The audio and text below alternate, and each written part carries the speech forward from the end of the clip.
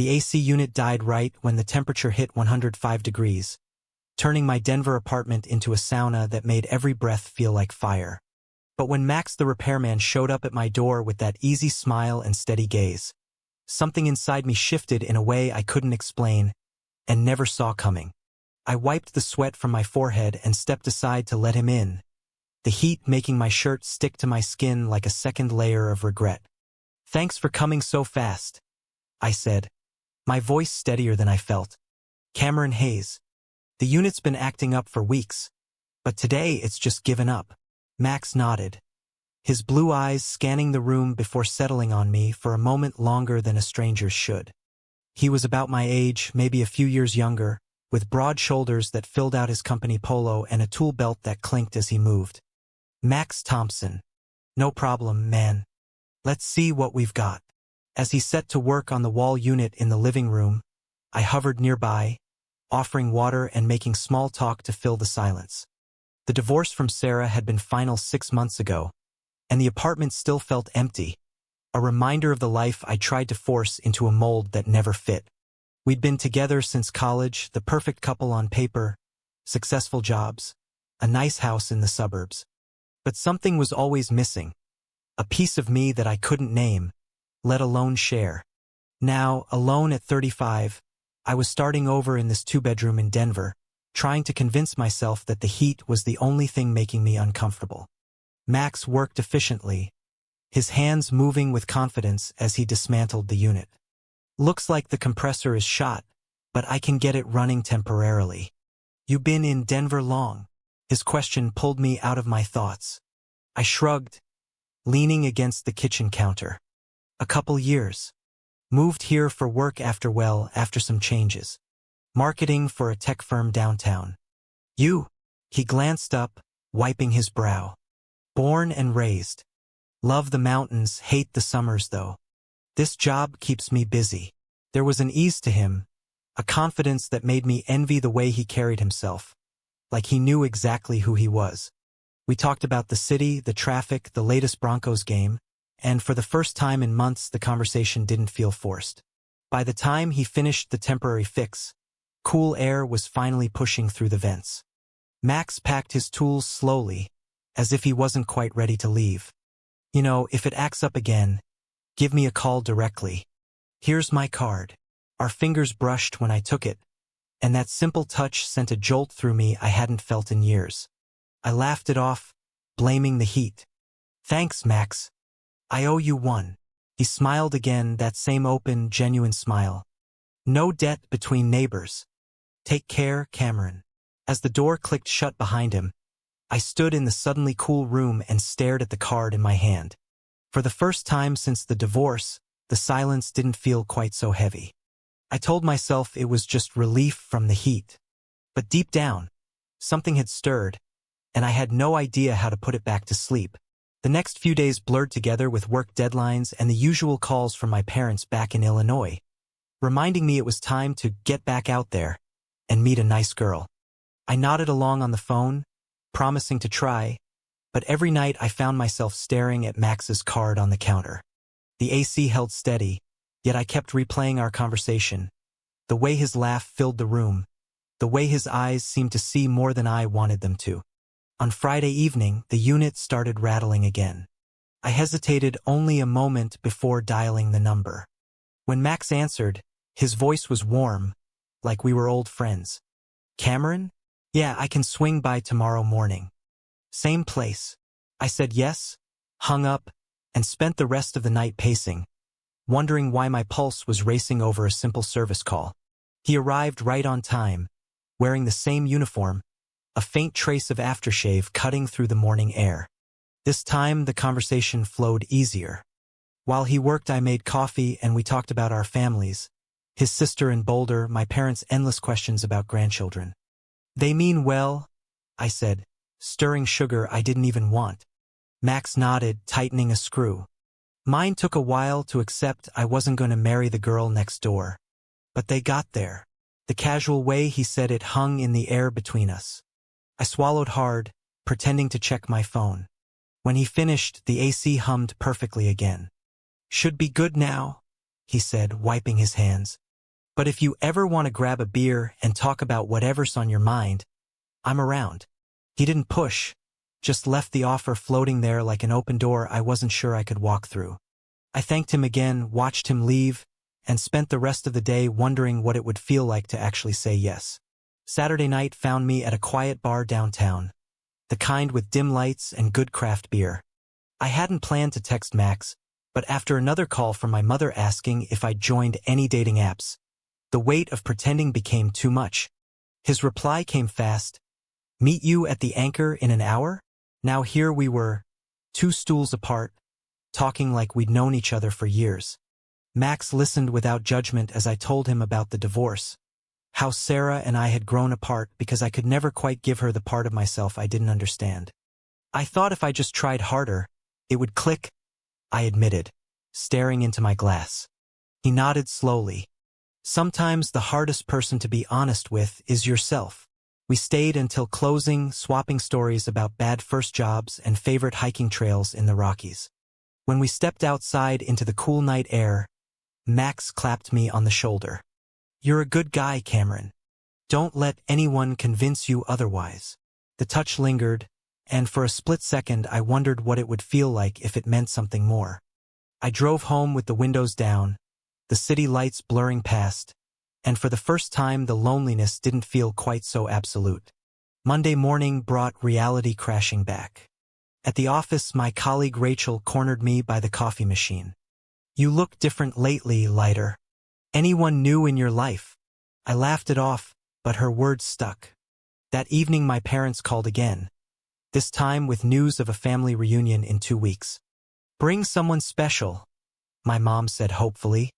I hung up and stared at the ceiling, the old panic rising. I texted Max without thinking, free for a hike this weekend? His answer was immediate. Saturday, Boulder. I'll pack lunch. The trail was steep but beautiful, pine trees whispering above us. We talked about everything and nothing, favorite books, worst bosses, dreams we'd given up on. Halfway up, we stopped at a lookout, the city spread out like a map below. Max turned to me, serious for the first time. You don't have to figure it all out today, Cameron. But you do have to start being honest with someone. Might as well be yourself. His words hit like a gust of wind off the mountains.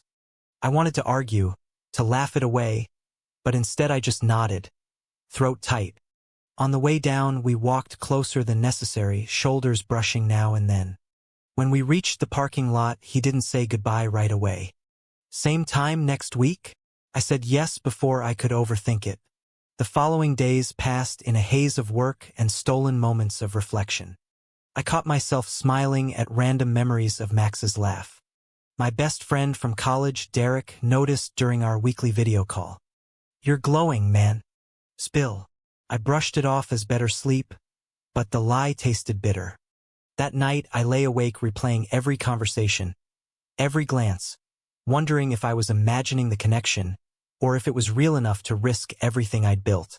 The family reunion loomed like a storm cloud. I drove to Illinois alone, the miles giving me too much time to think. Max had texted encouragement the night before. You've got this. Be kind to yourself. At the gathering, my aunts and uncles asked the usual questions: job, dating, future plans. I smiled through it, but inside the pressure built until I felt like I might crack. My father pulled me aside after dinner. Son, life's short. Don't wait too long to start living again. His words echoed Max's, but carried a weight of expectation I wasn't ready to disappoint. Back in Denver, the AC broke again, or maybe I just needed an excuse. Max arrived on a Sunday afternoon, tools in hand. This time the conversation turned deeper. While he worked, I told him about the reunion, the questions, the guilt.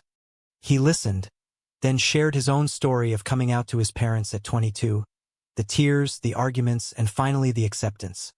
It wasn't easy, he said quietly, but living a lie was harder. When he finished the repair, he didn't leave immediately. We sat on the couch with cold drinks, the afternoon light slanting through the blinds. You don't have to decide anything today, he said. But you deserve to be happy, Cameron. Whatever that looks like. That week I started noticing things. The way my heart lifted when his name appeared on my phone. The way I replayed our talks before sleep. Derek called again, this time more insistent. You're seeing someone, aren't you? Come on, details. I denied it, but the words felt hollow. The misunderstanding came a few days later when Rachel from work saw me having lunch with Max downtown. She assumed we were dating and teased me about it in the office. The rumor spread faster than I could stop it. Suddenly colleagues were asking questions I wasn't prepared to answer. The panic hit hard that night. I almost texted Max to cancel our next hike, but instead I called him. Can we talk? He came over without hesitation. We sat on the balcony under the stars. I told him about the office gossip, the fear that everything would unravel. Max didn't flinch. I've been there. The first time is the worst. But you're not alone in this. His hand rested on my shoulder, warm and steady. For the first time, I didn't pull away. We stayed like that until the city quieted. Two men sharing a silence that said more than words ever could. The misunderstanding with Derek exploded the following weekend. He showed up unannounced, having heard the office rumors through mutual friends. You're gay and you didn't tell me? The hurt in his voice cut deep.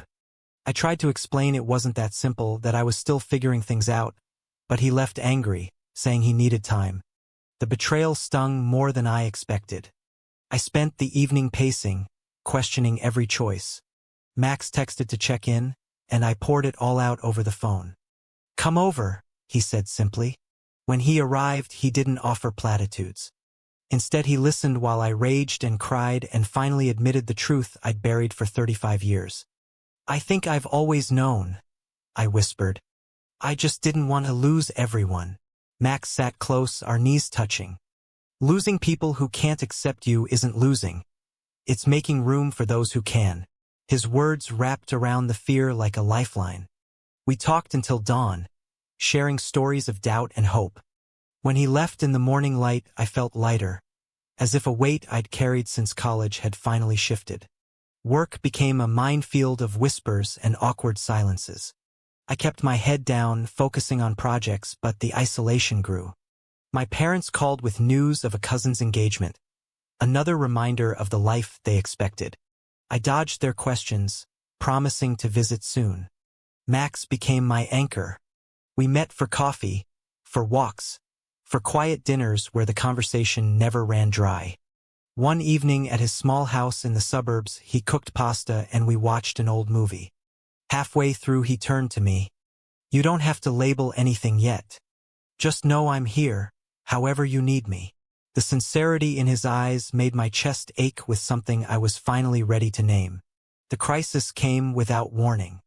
My mother found an old text from Max on my phone during a visit and put two and two together.